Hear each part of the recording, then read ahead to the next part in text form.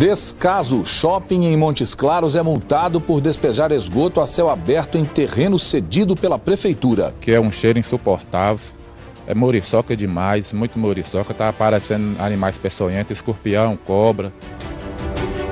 Modernidade. Estão a todo vapor as obras de revitalização do centro de Varginha. Porque já faz 50 anos que eu estou aqui em Varginha, eu nunca vi reformar nada. E torcedores brasileiros se reúnem para acompanhar mais uma vitória do Brasil no Mundial da Rússia. Vai ser mamão. O México foi zebra, é só alegria agora. Agora já tirou a atenção, o Brasil vai se dar muito bem.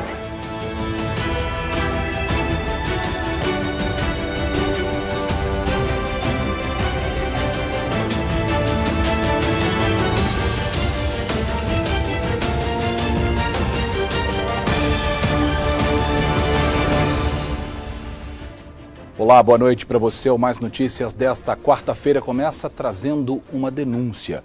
Moradores de Montes Claros reclamam que todo o esgoto que sai do shopping da cidade estaria sendo despejado em um terreno. Fiscais da prefeitura estiveram no local e multaram o empreendimento em R$500 mil. Mas mesmo assim, a situação parece estar longe de ser resolvida. A denúncia foi feita pelos moradores do bairro Santo Expedito. A reclamação dava conta de que o Shopping Montes Claros estaria despejando esgoto a céu aberto neste terreno, que fica nos fundos do empreendimento. No mês passado, os fiscais da prefeitura fizeram um flagrante no local. Nota-se uma manilha, talvez feita para água pluvial, mas aparentemente esgoto, devido ao mau cheiro que nós estamos sentindo dessa água que está correndo aqui. O material coletado pela prefeitura foi levado para uma análise laboratorial. O resultado surpreendeu. Quem mora perto do terreno está correndo riscos. Fizemos a coleta do material, mandamos para um laboratório credenciado que comprovou a existência de esgoto e de material tóxico, como graxa, detergente, óleos, etc. Depois de ser notificado pela prefeitura, o shopping apresentou um projeto de uma obra que levaria o esgoto para uma rede que passa na rua. Mas o compromisso não foi cumprido. Na última sexta-feira, o shopping foi multado em R$500 mil por crime ambiental. Pedimos que eles tomassem providência. Eles não tomaram providência. Nós voltamos lá e fizemos uma multa para eles. Logo após a multa, eles vieram aqui em novembro e apresentaram uma proposta de correção, de fazer o tratamento do resíduo. Não cumpriram o projeto, como já era reincidente e foi considerado como uma pena gravíssima, nós aplicamos a multa. Os moradores do bairro contam que viram máquinas trabalhando no terreno, mas o problema não foi resolvido. De uma hora para outra eles fizeram uma correria aí, as máquinas vieram para cá, entraram aqui dentro, veio algumas caçambas também, carregou o entulho, o lixo que estava mais feio, carregou, o restante só empurrou para baixo, mas foi tampar o sol com a peneira, porque para nós moradores aqui o problema continua. Que aqui das 6 horas aqui é um cheiro insuportável, é muriçoca demais, muito muriçoca, tá aparecendo animais peçonhentos, escorpião, cobra. Durante a reportagem não vimos esgoto descendo pelo canal de cimento feito pelo shopping. Esse vídeo gravado por uma moradora no início do ano mostra o esgoto transbordando no terreno. Precisa de ajuda porque isso aqui não pode ocorrer, porque aqui entra criança para brincar nesse local. Porque, olha a situação. Esse aqui é o ponto mais crítico do problema. Toda a água que desce pela canaleta vem parar aqui embaixo. Agora, a água está até um pouco baixa, mas segundo os moradores, antes de toda essa repercussão, o nível chegava mais ou menos aqui onde eu estou. Não dá nem para descrever para você o mau cheiro que a gente sente aqui nesse momento. A nascente, que ainda resiste, também está comprometida. A nascente começa em meio a essa vegetação aqui, mas a gente já pode perceber que toda a contaminação chega até nesse ponto. Antes aqui os moradores usavam para lavar roupas, até para o consumo próprio dentro de casa. Era um cenário bem diferente, né? Bem diferente. Isso aqui era uma nascente linda, o povo vinha, fazia piquenique aos domingos, final de semana, outro povo vinha lavar roupa, criançada tomando banho, pescando, a água corria, que era uma água corrente, nunca trouxe doença nenhuma para os moradores aqui da região. Hoje está aí esse descaso, uma água poluída, só traz prejuízo, criança tendo problema de saúde, dengue, contaminação, tudo. Hoje em dia, isso aqui está um descaso. Em nota, o Shopping Montes Claros informou que todo o esgoto do empreendimento está ligado à rede na rua, mas que só vai se manifestar sobre a multa assim que receber a notificação da Secretaria de Meio Ambiente. Enquanto isso, os moradores esperam ansiosos por uma solução no local. A gente quer também que tome providência aqui também. Não é só lá ficar bonito lá na frente do shopping e aqui no fundo do shopping ser essa pouca vergonha que está aqui. A gente quer cobrar providência aqui também. Nós desejamos providência, porque não pode continuar do jeito que está. Um país que maquiou praticamente todas as grandes cidades na época da Copa do Mundo e depois voltou tudo como era antes, ou praticamente tudo, isso aí não é de assustar. A cidade de Varginha está em obras. A região central e o bairro Vila Pinto 2 passam por um processo de revitalização. O objetivo é recuperar pontos em situação de abandono e proporcionar um conforto maior para a população. As máquinas estão em vários pontos da cidade e o barulho parece não incomodar. Melhora, né? A Varginha merece mais do que isso. Tá precisando já faz tempo, né? Agora que já tá chegando o final do ano, então, né? Já tá bem no meio do ano. Então é necessária essa reforma, né? Eu acho que já era para ter feito há muito tempo, né? Melhoria para Varginha, né? Faz tempo que tá precisando, né? Um destes pontos fica no bairro Vila Pinto 2. A obra, que está no cronograma de revitalização da cidade, deve melhorar a vida da população. Pelo menos é o que o Aparecido espera. Ele tem um comércio no bairro. O comerciante afirma que está cansado de ter a loja inundada toda vez que chove. Este vídeo, gravado por ele, comprova o drama.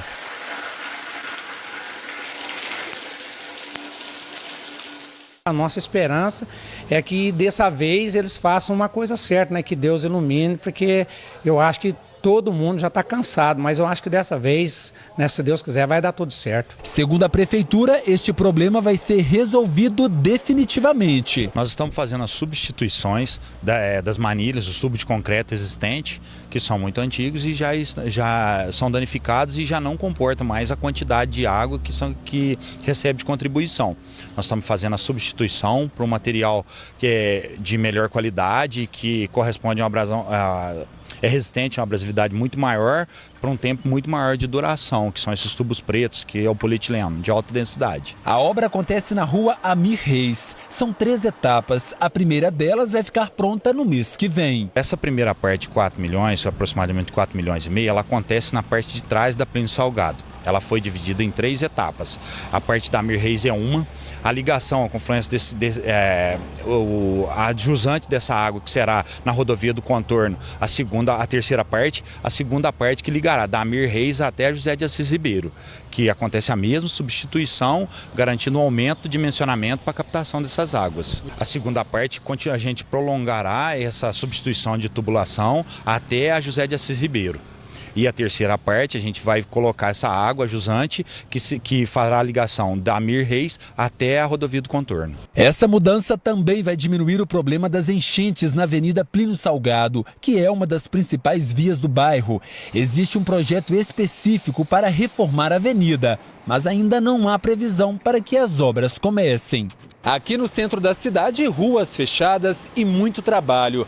As obras de revitalização começaram esta semana. O investimento é de R$1 milhão e a previsão é que tudo fique pronto em 4 meses. Essa primeira fase nós estamos chamando ele de remodelamento de calçadas e infraestrutura, tá? Então nós vamos alargar as calçadas ainda for preciso, vamos trocar todo o piso das calçadas e vamos propiciar acessibilidade em todas elas. Entre os locais no centro que passam pelas mudanças está a Travessa Monsenhor Leônidas, conhecida como Calçadinho. O Calçadão, um dos pontos principais da área comercial da cidade, também vai ser revitalizado. Toda essa parte, vindo da São José até Álvaro Costa e depois subindo pela Delfim Moreira até o Calçadão, incluindo o Calçadão e o Calçadinho, vão ser refeitas as calçadas. O piso das calçadas em torno da Câmara Municipal vai ser substituído. A Praça Dom Pedro II, conhecida como Jardim do Sapo, é uma das mais antigas de Varginha. No local, o trabalho não para. A praça deve ganhar um visual novo: bancos, piso, iluminação. tudo será trocado. A reforma, que custou mais de R$400 mil, deve ser concluída em 7 meses. O centro de Varginha deve ganhar outros importantes projetos depois dessa primeira etapa da revitalização. Nós estamos já nos preparando para fazer um paisagismo aqui dentro. Nós estamos em conversa com a CIV, que tem sido um grande parceiro da prefeitura, para quem sabe um Wi-Fi aberto. Ou seja, esse é só a primeira etapa da revitalização. Moradores afirmam que alguns pontos da cidade estavam mesmo abandonados. Além de proporcionar maior conforto, eles esperam que a revitalização deixe Varginha mais bonita. Estou achando bem interessante. Reformas são bem-vindas. São bem-vindas. Que venha mais. Vai ficar bom, porque já faz 50 anos que eu estou aqui em Varginha, eu nunca vi reformar nada. Agora nós vamos falar de uma categoria que está entre as mais admiradas pelo povo brasileiro. No próximo dia 2 de julho é celebrado o Dia do Bombeiro. Em Juiz de Fora, uma exposição foi montada no Parque Halfeld. Até sexta-feira, os moradores vão poder conhecer os equipamentos usados pelos militares e também receber orientações sobre como evitar acidentes. Onila e o neto Otton passavam pelo Parque Halfeld e pararam para ver a exposição. O menino de 5 anos tirou fotos, viu de perto o caminhão-tanque e ouviu explicações sobre o trabalho de combate ao fogo. Eu gostei. Legal. Onila acompanhou o neto o tempo todo e também se divertiu, conhecendo o trabalho dos bombeiros. Para mim, uma das instituições mais alinhadas do Brasil são os bombeiros. Funciona, né? E o Otton se divertiu? A gente tem confiança. Muito. E conhecendo as coisas, né? Bom. Quem passar pelo Parque Halfeld, no centro de Juiz de Fora, até a próxima sexta-feira, vai encontrar essa barraca montada com todos os equipamentos usados pelos bombeiros nas mais diferentes ocorrências. A exposição é uma homenagem ao Dia dos Bombeiros, comemorado em 2 de julho, e também faz parte da Semana de Prevenção. O público também recebe orientações sobre primeiros socorros. Vamos verificar se está respirando. Vamos supor, se ela não estiver respirando, a pessoa vai estar em parada respiratória. É muito importante até para dar o primeiro atendimento antes mesmo do bombeiro chegar. Ele, com a noção de primeiros socorros, enquanto ele liga para o bombeiro e o bombeiro chega, até que o bombeiro chegue, ele pode dar esse primeiro atendimento e ajudar a salvar uma vida também. Então é muito importante para a gente disseminar esse conhecimento. Os acidentes domésticos preocupam os bombeiros. O simples trocar o botijão já gera um pânico em algumas pessoas. Então a gente está explicando aqui que não tem esse perigo, né? Explicando das válvulas de segurança que o botijão possui. E hoje, o maior índice de incêndio aqui na nossa cidade é na cozinha e é com acidentes com botijão de gás e panela no fogo. Na Semana de Prevenção, os militares mostram como manusear os botijões de gás. Para evitar vazamento, a dica é simples. Use uma esponja de cozinha com um pouco de sabão. Passe no local onde o clique encaixa no botijão. Se saírem bolhas, existe vazamento. Em caso de fogo, é preciso manter a calma. Passando assim, geralmente dentro das residências, senhores, tem essa mangueira conectada. Ela está pegando fogo. Se ela estiver pegando fogo, pode pegar um pano, molhar, geralmente o pano de chão, que é maior, chega e abafa. Primeiro passo, nós temos a emergência 193. Liga para a emergência que vai te passar o que você deve fazer de imediato. Os bombeiros fazem demonstrações diferentes todos os dias, durante a semana. Na simulação de combate a incêndio, foi mostrado como as equipes se organizam numa linha de segurança e usam as mangueiras de formas diferentes. O tipo e a força do jato de água dependem do incêndio, da distância e da altura em focos. No início deste ano, a corporação foi desafiada pelas chamas que destruíram uma fábrica desativada no bairro Teixeiras, região sul de Juiz de Fora. Havia risco de desabamento. Do lado de fora, as equipes se revezavam para apagar as labaredas que destruíam o que restava de equipamentos e matéria-prima para a produção de calçados. Além das emergências, os bombeiros atuam também em diferentes tipos de prevenção. Esse ano nós estamos comemorando 162 anos no Brasil. Então a semana que antecede 2 de julho, o bombeiro vem para a rua, vem mais próximo da comunidade, para poder mostrar um pouco do nosso serviço e orientar nessas questões de prevenção contra incêndio, o serviço de análise de projeto que a gente tem, muita gente não conhece bombeiro muito como apagar incêndio, acidentes automobilísticos, né? Então a gente vem para a comunidade mostrar um pouco do nosso trabalho. Agora, o assunto no Mais Notícias é política. Os servidores do Executivo Estadual estão com a vida financeira descontrolada por causa dos atrasos e também dos parcelamentos de salários. Os carnês do seu Jorge estão todos com os pagamentos atrasados. Servidor público aposentado não consegue pagar as contas em dia por causa do parcelamento da folha salarial do Estado. Passando vergonha, né? Passando vergonha porque tá toda hora o telefone tocando, você tem que desligar na cara porque cobrança. É uma vida dura, né? Auxiliar de serviços gerais por mais de 30 anos, recebe um salário mínimo de aposentadoria e vê parte do que ganha ser consumido pelos juros bancários. Nada no meu salário, só de juro eu devo perder uns 100 a 120 reais, todo mês. Lúcia está na mesma situação. Professora do Estado tem recebido salários parcelados e o financiamento imobiliário dela tem sido pago com atraso. Você não sabe que dia que o pagamento vai cair. Então você fica preocupado com suas contas a vencer e isso adoece o servidor. Desde fevereiro de 2016, o governo do estado começou a parcelar os salários dos servidores e ainda assim tem feito o pagamento fora da data prevista. Em junho, a primeira parcela seria paga no dia 13, mas só caiu na conta dos funcionários ativos 2 dias depois. Já os aposentados receberam R$ 500 no dia 20. Por causa do parcelamento e dos constantes atrasos no pagamento dos salários dos servidores públicos do Estado, a Associação dos Professores Públicos de Minas Gerais promete acionar o Ministério Público para que uma ação seja movida contra o governo estadual. Obrigando o governador do Estado de Minas Gerais também a fazer uso de sua atribuição, que é pagar no 5º dia útil, sem atraso e sem parcelamento. Para os servidores que estão pagando juros de empréstimos consignados ou de outras contas, este consultor financeiro explica que o ideal é renegociar a data de vencimento e priorizar certos débitos. Todas as instituições financeiras hoje estão sabendo o que está acontecendo com o Estado. Então não é problema de um servidor ou de 2 servidores, são todos os servidores.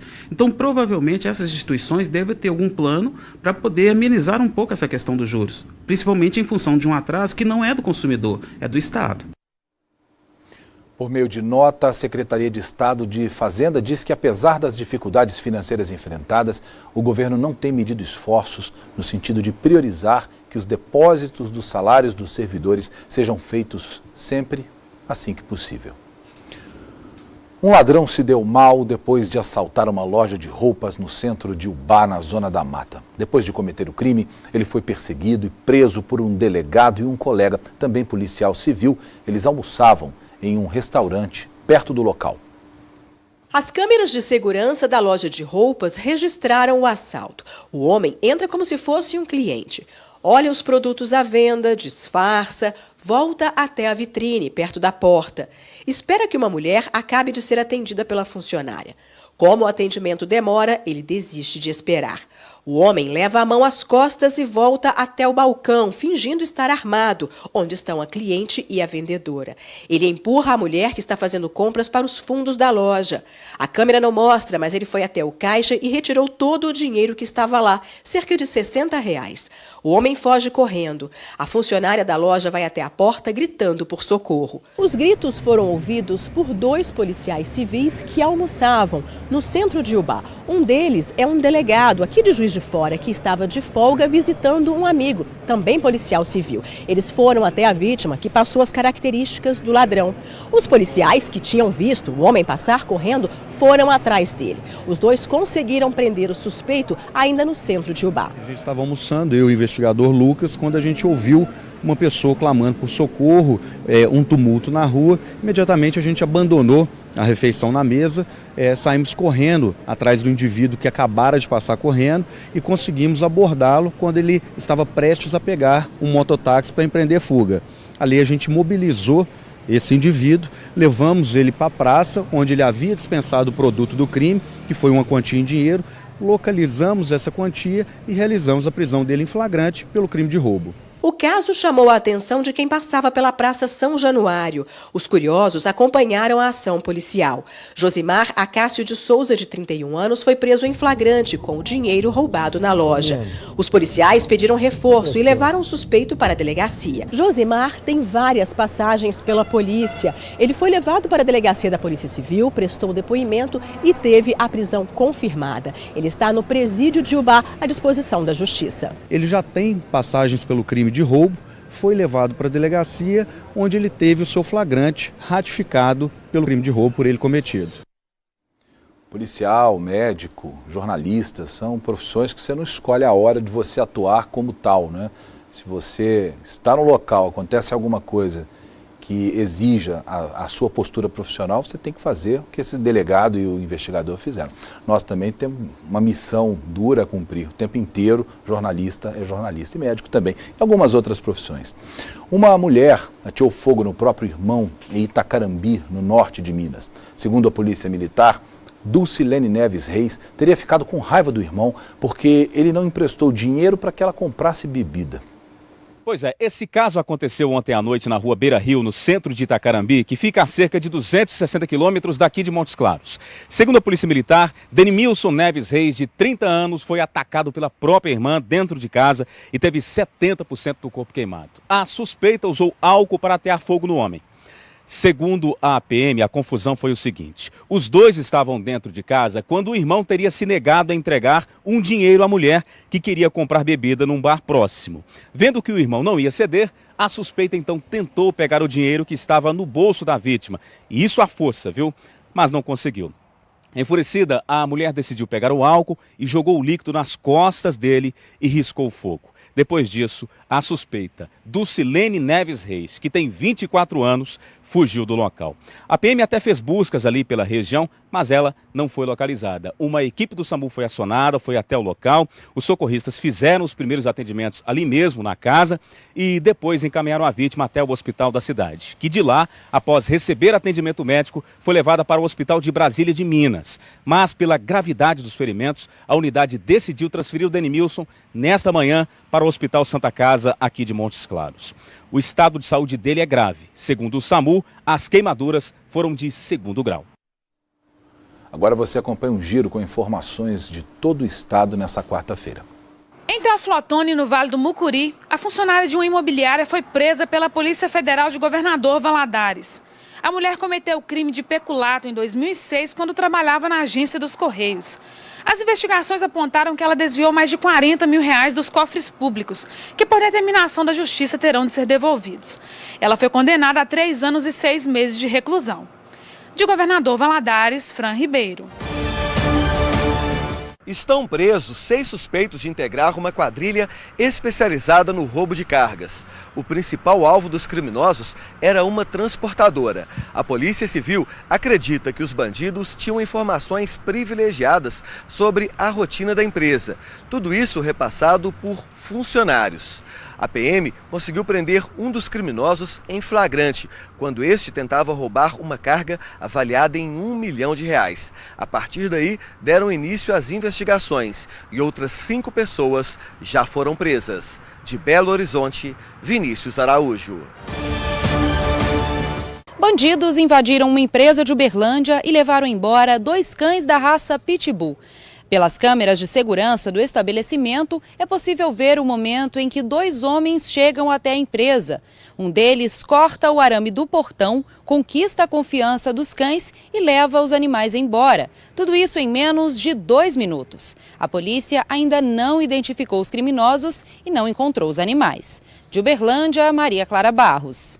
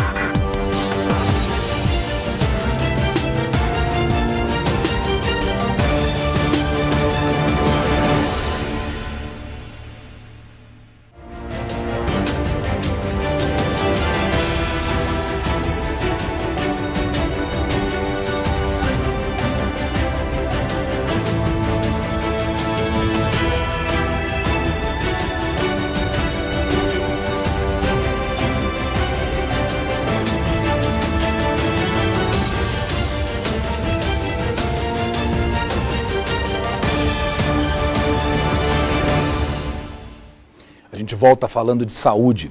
Nessa época em que o futebol ganha uma importância na vida, até de quem não liga muito para o futebol, é bom ter atenção especial com o coração. Muitas comemorações, muitas emoções, as pessoas às vezes passam da conta e é nessa hora que o coração começa a pedir socorro. Ao lado do símbolo da seleção na camisa, bate um coração calejado. O Paulo passou por 2 cirurgias para desentupir as veias e artérias e não morreu por pouco. Assim como não morreu a paixão que ele tem pelo futebol. Eu já venho num viver tenso, uma condição de vida que sempre eu me preocupei, tive grandes atribuições e preocupações e responsabilidades. Então, eu acho que na hora que chega no futebol é até mais tranquilo, eu me sinto mais aliviado. Eu acho que é até bom. Mas com um coração que já superou tantos problemas, ele se cuida. Quando vê que o jogo tá tenso, que a coisa tá ficando feia, prefere nem assistir. E na Copa do Mundo, a situação fica pior. Se eu, numa situação de jogo, sentir que isso está indo para uma condição muito ruim, eu vou sair dessa situação. Eu vou sair de frente da televisão, eu vou dar uma volta, eu vou buscar vou beber uma água. E olha, é bom segurar a tensão durante uma partida de futebol, porque o coração pode não aguentar.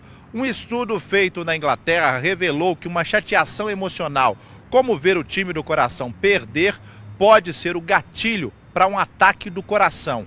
E os médicos garantem que a tensão de um evento como a Copa do Mundo pode levar a um infarto.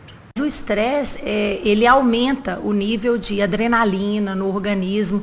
Isso, consequentemente, aumenta os batimentos, a frequência cardíaca. Então, a pessoa fica mais predisposta a ter um evento arrítmico ou até fazer um infarto agudo do miocárdio. Segundo a cardiologista, a mistura tradicional de muita comida, cerveja e futebol pode ser ainda pior para o coração. Além do emocional, ainda ingere uma quantidade maior de álcool. O que o álcool ele é? Ele é arritmogênico, né? E ele aumenta a pressão arterial. Então, e ainda o excesso do sal, né, na alimentação. Então, ele fica mesmo propício a um quadro, né, de um evento cardíaco. O José Walter é cardíaco. Ele tem um aparelho que avisa quando há riscos de ataque. Nos momentos tensos de um jogo de futebol, a situação se agrava. Antes, a minha família, inclusive, evitava que eu fosse submetido a algumas emoções desse tipo, né? Então, e hoje, com o aparelho, eu me sinto um pouco mais seguro. Por isso, tem que fazer como o Paulo.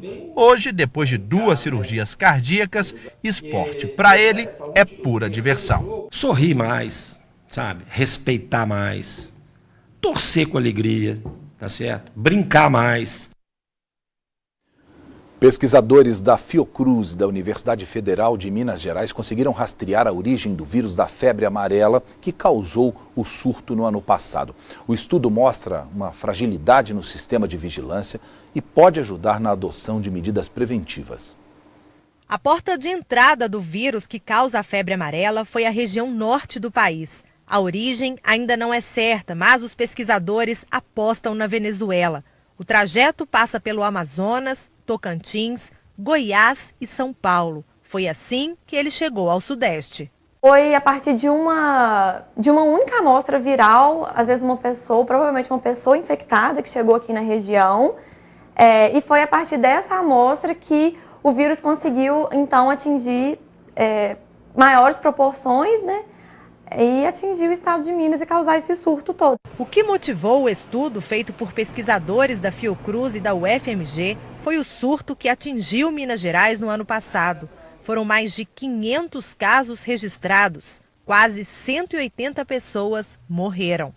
O estudo mostra uma fragilidade do sistema de vigilância que poderia ter evitado surtos recentes como o de 2017. Isso porque as mortes de macacos registradas desde 2015 não geraram respostas capazes de bloquear a transmissão do vírus para os humanos. Curioso porque a gente sabe que, historicamente, a gente sabe da capacidade do vírus de se manter e se disseminar na região norte, na região amazônica. A gente não sabia se ele conseguiria encontrar características favoráveis para se manter na região sudeste. A trajetória do vírus e todas as características de adaptação podem ser usadas para medidas preventivas para um novo surto. Essas ocorrências, né, de mortes de macacos, elas devem ser utilizadas pelo Ministério para tentar conter surtos, possíveis surtos de febre amarela. E eu acho que os últimos surtos, né, os surtos recentes, eles servem como um alerta de que a gente tem que levar essas ocorrências talvez com um pouco mais de critério para medidas que possam conter o avanço do vírus em regiões muito urbanizadas. A vacinação continua sendo a melhor forma de evitar a doença. Se a população se vacinar, a tendência é que o surto diminua e não ocorra tantos casos mais. O alerta agora é para os pais. No Brasil, todo mês, pelo menos 10 crianças morrem afogadas em piscinas. Segundo o Ministério da Saúde, o afogamento é a causa da maioria das mortes em acidentes domésticos. Bastam 5 centímetros de água para um bebê se afogar. Todo mês, uma média de 10 crianças de 1 a 4 anos morrem afogadas no Brasil. O dado é do último levantamento do Ministério da Saúde. Segundo especialistas, nesta faixa etária e perto da água, não basta estar de olho. É preciso ficar a no máximo um braço de distância da criança. É que, ao contrário do que muita gente pensa, o afogamento, na maioria das vezes, é um acidente silencioso. O que é um barulho na água? Você está nadando, você faz barulho. Não dá para falar, esse barulho é de afogamento. Não existe, não dá para discernir. De acordo com o bombeiro, em piscinas é preferível usar o colete ao invés de boias de braço. Elas podem escapar com mais facilidade. Movimentação de menos na água também é um alerta. Cabelos caídos no rosto e braços muito imóveis podem ser sinais de afogamento. Deixar brinquedos dentro ou próximos da água pode ser um atrativo para a criança tentar buscá-los e se afogar. É preciso lembrar que crianças não se importam com o frio e são curiosas. No inverno, é preciso ter ainda mais atenção. Neste período, muitas piscinas levam uma cobertura térmica que facilita o afogamento. A própria lona ou plástico que está cobrindo a piscina, com o peso do corpo, pode envelopar a pessoa, pode abraçar a pessoa, ela vai ficar impossibilitada de se salvar, mesmo sabendo nadar. Em caso de afogamento, o socorro precisa ser imediato. A criança que perde os sentidos tem que receber massagem cardíaca até a chegada do resgate. Se possível, intercalar com respiração boca a boca. Uma mão vai na testa, com 2 dedos no queixo, a gente mantém as vias aéreas estendidas. Se não houver pulso, a gente deve iniciar o processo de reanimação cardiopulmonar. Vai posicionar a região hipotenar da mão, no centro do tórax do paciente. Se for adulto, com 2 mãos. Se for uma criança até os 8 anos, de 1 a 8 anos, vai utilizar apenas uma das mãos. Em bebês de até 1 ano, o procedimento é feito com os dedos. E eu vou comprimir usando só a força da mão. E eu vou manter a continuidade dessas compressões, para que a gente possa fazer com que mecanicamente o coração mantenha a circulação do sangue. Além do acesso ser restrito, os responsáveis precisam estar atentos a tampas de proteção dos ralos. Muitos sugam a água e provocam acidentes. É preciso checar as condições de segurança das piscinas de hotéis, clubes e até de condomínios. Rafael é síndico profissional e sempre adapta aos prédios que administra. A gente mantém a piscina quando está em manutenção fechada e a gente não permite crianças abaixo de 15 anos estar desacompanhadas na piscina. Há 20 anos, a filha de Odeli teve os cabelos puxados pelo ralo da piscina do condomínio e se afogou.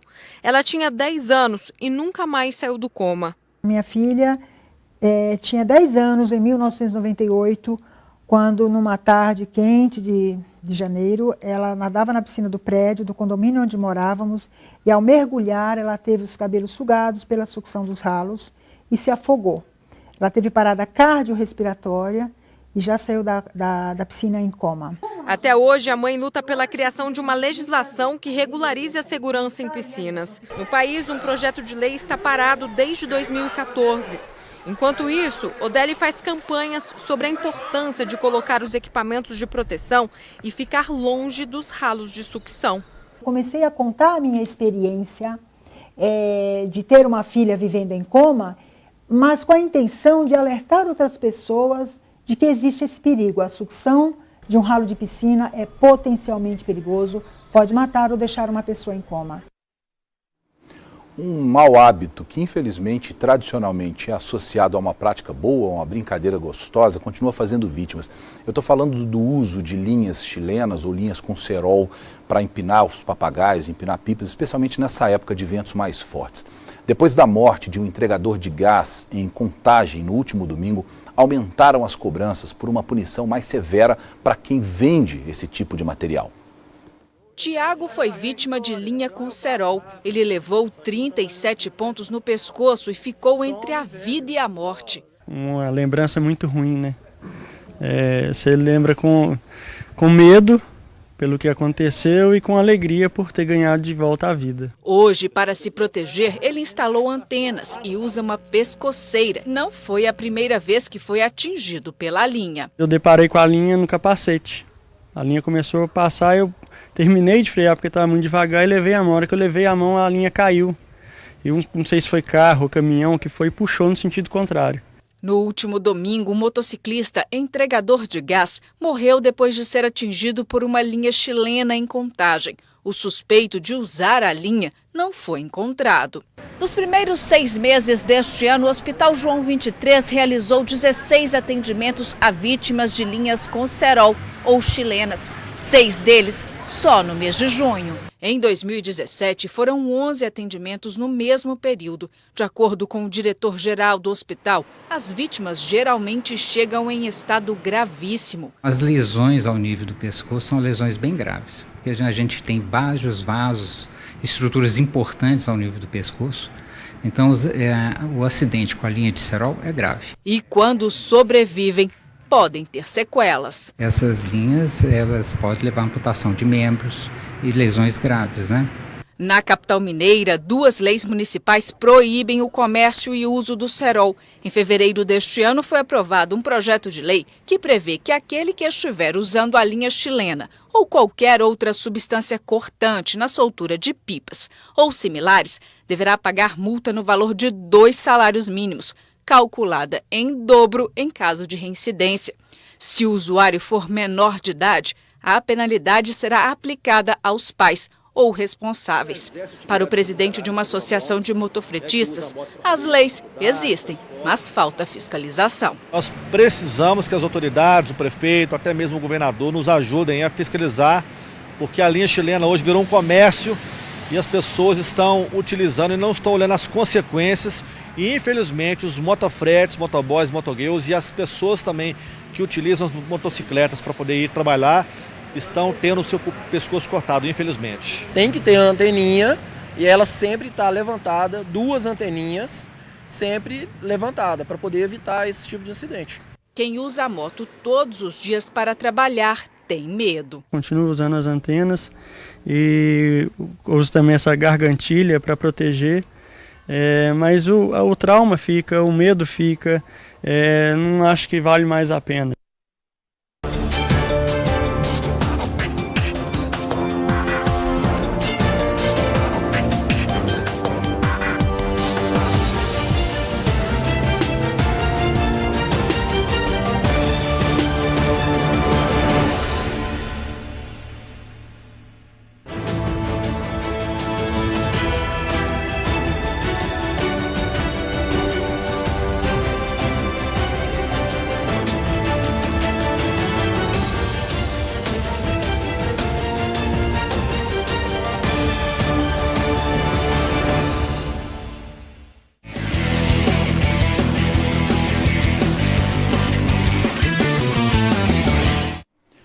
Olha, classificação do Brasil, eliminação da campeã do mundo Alemanha, terça-feira, quarta-feira, melhor dizendo, no Mundial da Rússia. Foi mais um dia quente. Letícia Reis, boa noite para você. Está aqui toda de verde e amarelo, em homenagem ao Brasil. Pois é, Luiz, vim na torcida, deu certo. Boa noite, o time de Tite, enfim, convenceu?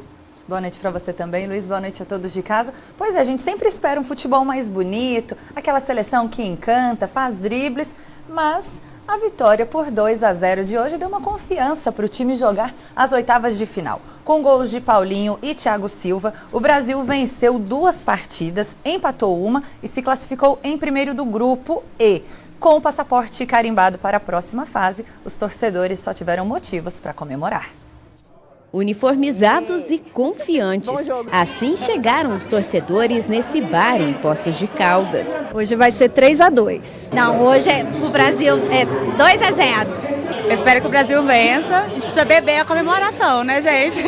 Pus um bolão 4-0. Estou bem confiante. A desclassificação da Alemanha horas antes aumentou ainda mais a alegria dos brasileiros. Acho que a eliminação da Alemanha está dando um gás a mais pra gente, então eu tô bem confiante, acho que vai dar sim. A animação também não faltava para a gerente do bar. Os jogos do Brasil têm aumentado e muito movimento na casa. A gente está vendendo muito ingresso aqui no dia do café da manhã, quem diria.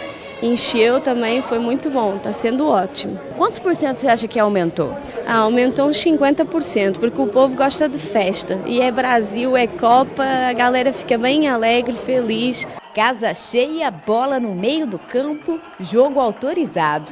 E quando a bola rola no gramado, não tem jeito. Até quem jurava estar tranquilo, ficava bem apreensivo. Até que aos 36 minutos, Paulinho encobriu o goleiro e fez 1-0 Brasil.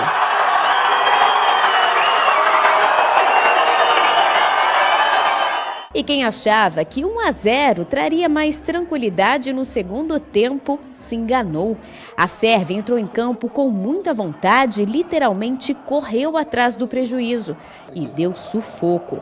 Mas aos 23 minutos do segundo tempo, de cabeça, Thiago Silva fez 2-0. A seleção brasileira ainda tentou, mas o terceiro gol não saiu. Final de jogo, Brasil 2, Sérvia 0. Com a vitória, o Brasil assume a liderança do grupo e se classifica para a próxima fase. Nas oitavas, o adversário vai ser o México. Eu acho que a gente pode passar fácil pelo México. Eu tenho um pouquinho de medo, porque o México vem apresentando um jogo muito bem, assim. Então é uma equipe que dá medo, mas eu acredito no Brasil, eu acredito nos meninos. Vai ser mamão. O México foi zebra, é só alegria agora. Agora já tirou a atenção, o Brasil vai se dar muito bem. Eu achei a seleção brasileira ainda muito sem brilho. Você compartilha dessa opinião? Compartilho, Luiz. Até porque a gente espera muito do Brasil, né? Não é à toa que somos pentacampeões e a gente espera. Temos Neymar, temos Felipe Coutinho, outros jogadores também que vêm encantando no futebol lá fora e que a gente espera que o conjunto dê certo. Mas eu vejo uma seleção muito única, assim. Neymar jogando sozinho, Felipe Coutinho jogando sozinho, isso complica. Agora, já avaliando o próximo adversário do Brasil, que é o México, ficou em segundo na outra chave. O que a gente pode esperar da seleção? Luiz, o México não vai dar moleza para o Brasil, viu? Acredito eu. O nosso adversário está jogando muito nessa Copa. Na estreia, desbancou a Alemanha, depois venceu a Coreia do Sul e hoje que perdeu para a Suécia. Mas, na minha opinião, na minha visão, o México tem um bom elenco. Gosto do goleiro Ochoa, dos jogadores, dos atacantes Chicharito e o Vela, do meia guardado, que ele é um bom jogador, ele é bem técnico. Então, eu acho que eles vêm com tudo, sem contar que eles vão estudar muito o Brasil para tentar jogar por um erro nosso. Mas nós vamos a uma estatística, viu, Luiz, que eu acho que pode dar certo. Quem sabe o Brasil consegue seguir um caminho aí vitorioso sobre o México. Até hoje, as duas equipes se enfrentaram em 4 mundiais, com 3 vitórias brasileiras e 1 empate. No total de confrontos entre as duas seleções, são 40 jogos, aí esses números são ainda maiores. O Brasil venceu 23 partidas, empatou 7 vezes e perdeu 7 para os mexicanos e perdeu 10 oportunidades. Então, tomara que esses números aí nos favoreçam e prevaleçam nesse próximo confronto. Muito bem, agora o que aconteceu com a Alemanha? Chegou cheia de pompa, atual campeão, uma das favoritas, muita gente botou no bolão, eu inclusive, no final Brasil e Alemanha aí. Pois é, ia ser bom Brasil e Alemanha, ia ser legal. Uma vingança. Uma vingança, mas não deu não, Luiz. Pura zebra. Hoje o time da Alemanha ficou completamente apático dentro de campo. Eu nunca vi uma seleção da Alemanha desse jeito. Foram 9 jogadores remanescentes da última Copa, mas a Alemanha caiu logo na primeira fase. Isso é uma curiosidade, viu, Luiz?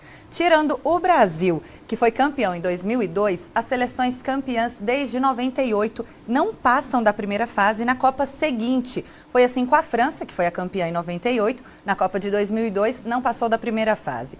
Em 2006, a Itália foi campeã e não passou para os mata-matas de 2010. A Espanha levantou a taça em 2010, mas em 2014 não aguentou a pressão do grupo. E agora, a atual campeã, que fez milhares de brasileiros chorarem com o famoso 7-1, a Alemanha veio para o Brasil, levantou a taça em nosso território, mas deixou a supremacia com a Coreia do Sul, que já estava desclassificada. Hoje os coreanos venceram por 2-0 com gols marcados nos acréscimos do segundo tempo.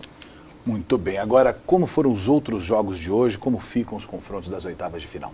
Vamos dar uma parcial aí desses dois jogos, Luiz. O México venceu por 3-0, perdeu por 3-0 da Suécia e a Suécia ficou em primeiro no grupo e mesmo com a derrota, o México ficou na segunda posição. Do grupo E, a Suíça e Costa Rica empataram em 2-2. A Suíça ficou em segundo do grupo e o Brasil foi o líder da chave. Nas oitavas de final, o Brasil vai pegar o México na segunda-feira, às 11 da manhã. A Suíça enfrenta a Suécia na terça, também às 11 da manhã. Amanhã tem mais jogos decisivos. Às 11 da manhã, pelo grupo H, Senegal pega a Colômbia e Japão enfrenta a Polônia.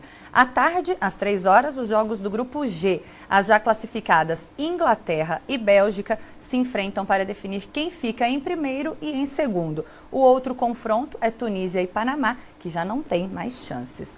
E nesse clima de mundial, classificação do Brasil, a alegria toma conta dos brasileiros. Um aerografista de Pouso Alegre aproveitou a época para pintar muros com craques, como os craques Gabriel Jesus e Neymar. A perfeição dos desenhos impressiona e chama a atenção dos moradores que fazem questão de tirar foto.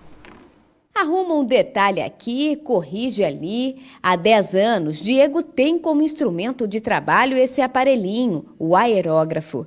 Ele aprendeu a desenhar de forma muito realista e, aos poucos, se tornou um aerografista. Um trabalho artístico que requer muita paciência e é justamente daqui que ele tira o sustento da família. Comecei porque eu gosto, desde pequeno já desenhava.